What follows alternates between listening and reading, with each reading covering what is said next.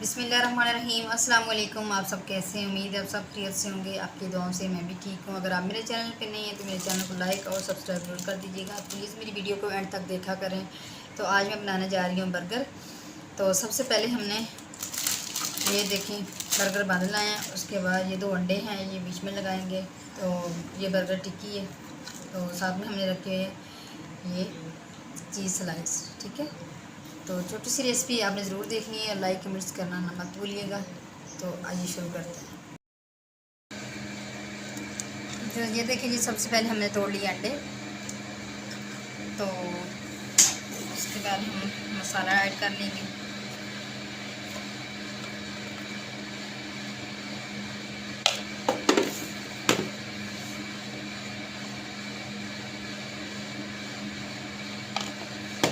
तो हम इसको अच्छे तरीके से फेंट लेंगे।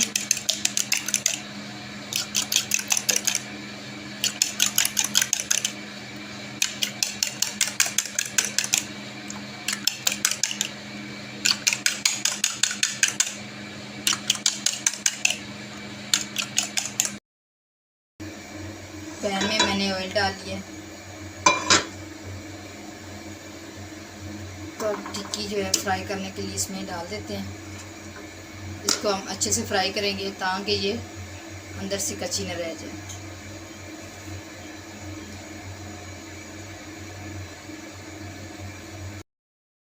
ये देखिए, ये माशाल्लाह कबाब टिक्की हमारे अच्छे से फ्राई हो गई है। तो अब मैं इनको उतार लेती हूँ। इसी ऑयल में हम अंडे फ्राई कर देते हैं।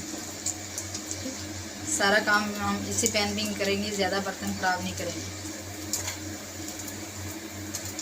इसको हल्की आंच में पकने दिया करें। अगर ज़रा सा भी चूल्हा तेज़ करें तो ये जल जाती है, अंदर से कच्ची रह जाती है।